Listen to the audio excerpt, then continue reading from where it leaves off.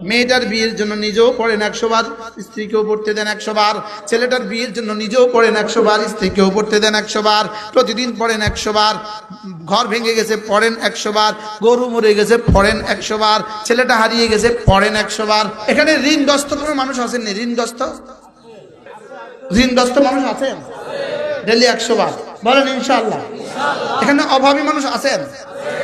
Daily কতবার? শুধু আছে, আসি কেন আছে। প্রতিদিন 100 বার করে পড়বে, দারিদ্রতা তাকে জীবনে কখনো পাবে না।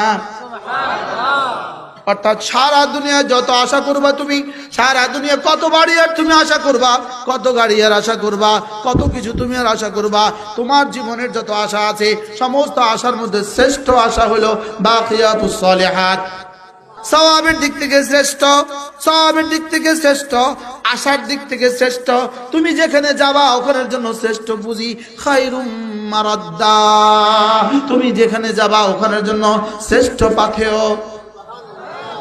এবার সাহাবা জিজ্ঞেস করলেন, ইয়া রাসূলুল্লাহ, বুঝে তো আসে নাই, ওয়ামাল বাকিয়াতুস সালিহাত, বাকিয়াতুস সালিহাত গুলো কি? আপনি যে আল্লাহ যে বললেন খায়রুন তাওয়াবা, খায়রুন আমালা, খায়রুম মারাদ্দা, সুবহানাল্লাহ বলে না? হ্যাঁ, খায়রুন তাওয়াবা, খায়রুন আমালা, খায়রুম মারাদ্দা। এবার রাসূল বল, সাহাবা বললেন, ইয়া রাসূলুল্লাহ, এগুলো কি? এগুলো তো বুঝি নাই, এগুলো কি? বাকিয়াতুস সালিহাত গুলো কি? এবার রাসূল বলেন, সুবহানাল্লাহ ওয়ালহামদুলিল্লাহ ওয়া লা ইলাহা ইল্লাল্লাহু ওয়াল্লাহু আকবার।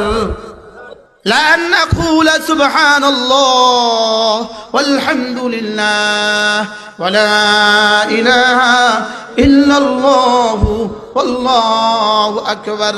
এগুলো এমন কিছু জিনিস, এমন কিছু তাবিজ, এমন কিছু মন্ত্র, এগুলো আপনি পড়তে দেরি, এগুলো রব্বে করিমকে তোমার জিকির করতে লাজিম করে দেয়।